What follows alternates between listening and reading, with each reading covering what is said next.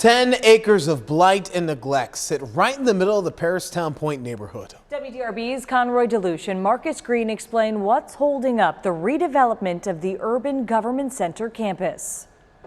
After 6 years and 2 failed efforts, the city is left with the last bidder.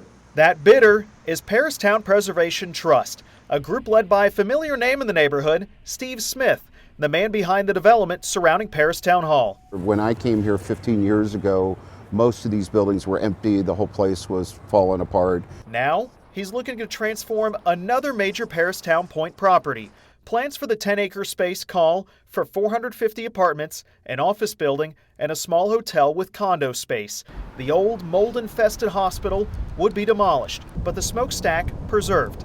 Neighbors first saw renderings back in the spring during a public meeting, but the deal's progress has since stalled. The only delays that have been created have been out of respect to the neighborhood and the neighbors. That's because before Smith's group can acquire the land from Louisville Metro for $1, this community benefits agreement must be signed with neighborhood leaders. And there are concerns, some laid out at 2 recent Metro Council meetings during the public comment portion. I live on East Breckenridge Street. This is not going to fundamentally change those of us that live over there. It's going to completely change. From government office spaces that were occupied during weekdays To what will be now an influx of at least 1,000 persons, 7 days and nights a week. It's been a frustrating process because we have had the challenges we have had. WDRB News reviewed a copy of the drafted CBA, which in one part reads that property tax values will go up, so the panel wants Smith's group to pay $50,000 annually into a gentrification fund for 30 years and ask that he called, quote, financially impossible. There's also the matter of traffic.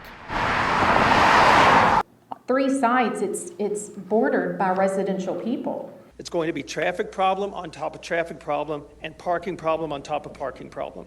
Smith says that his team has looked carefully at those issues. Everything on this site is self-parked.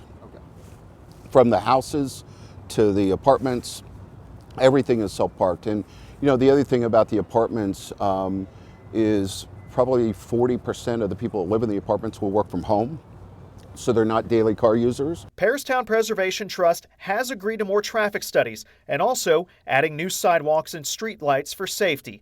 There is confidence on both sides that a deal will get done. Smith says they're not far apart as representatives push to get the best deal for the neighborhoods, including Randall Weber from nearby Smoketown.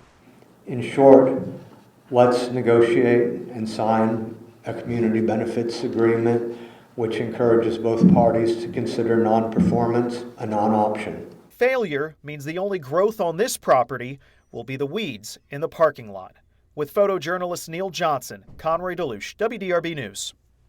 If you want to learn more about the negotiations, right now on WDRB.com, our Marcus Green breaks down the demands from both sides and a timeline for when a deal could get done.